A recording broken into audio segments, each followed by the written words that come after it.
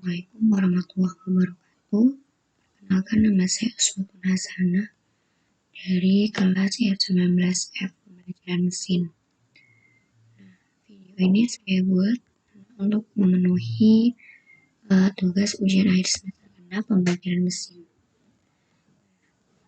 Jadi saya akan menjawab untuk soal yang nomor 5, yaitu tentang KNN atau Canarset Neighbor.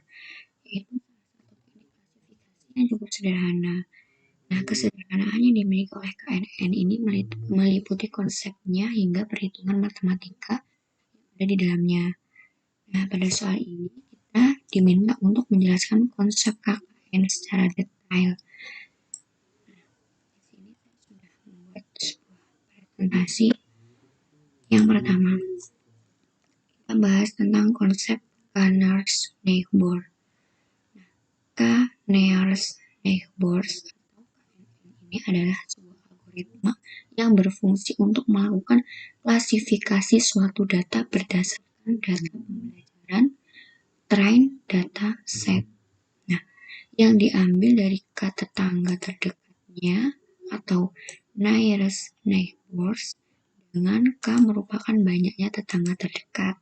Nah, kemudian KNN ini adalah sebuah metode yang menggunakan algoritma supervised learning yang mana hasil dari instansi yang baru diklasifikasikan mayoritas dari kategori tetangga terdekat.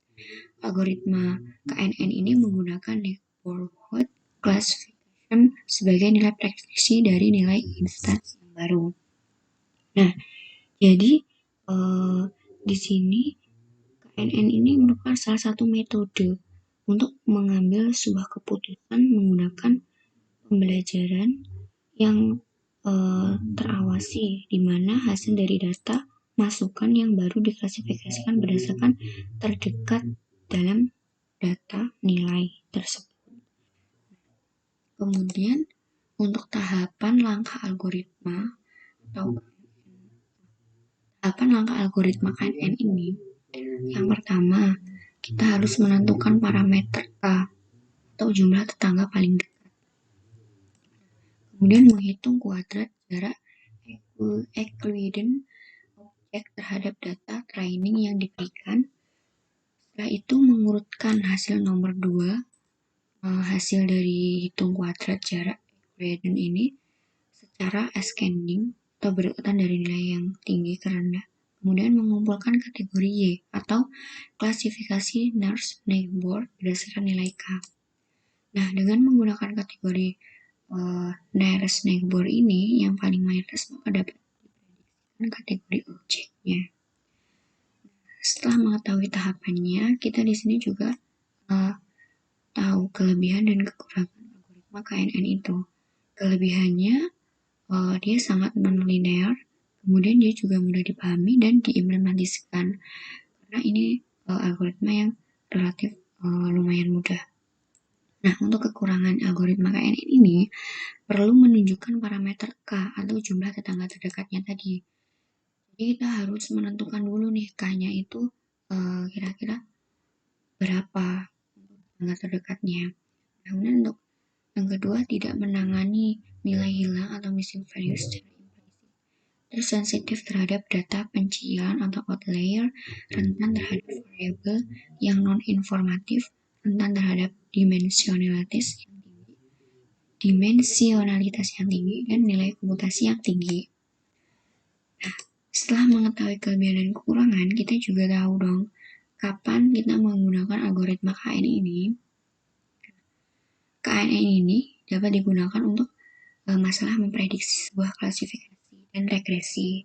Namun, ini lebih banyak digunakan dalam masalah klasifikasi di industri. Untuk mengevaluasi teknik apapun, kita biasanya melihat 3 aspek penting. Yang pertama, mudah untuk menginterpretasikan outputnya. Yang kedua, waktu perhitungannya. Dan yang ketiga, kekuatan prediktifnya. Itu di sini. Bagaimana sih cara kerja algoritma KNN itu? Di sini saya sudah mempunyai sebuah contoh sederhana untuk memahami algoritma ini. Di gambar yang pertama ini terdapat penyebaran lingkaran merah atau RC, di lingkaran merah ini ada 3 lingkaran merah, dan kotak hijau atau GS ini juga ada 3. Nah, di sini ada bintang biru atau BS. Nah, untuk cara kerja algoritma ini, BS dapat berupa RC atau lingkaran merah, atau juga bisa berupa sebuah kotak hijau atau GS. Nah, dan juga bisa tidak ada yang lainnya. Nah, untuk yang pertama, kita harus menentukan K-nya dulu. Nah, K-nya ini adalah algoritma KNN, tetangga terdekat yang ingin kita pilih.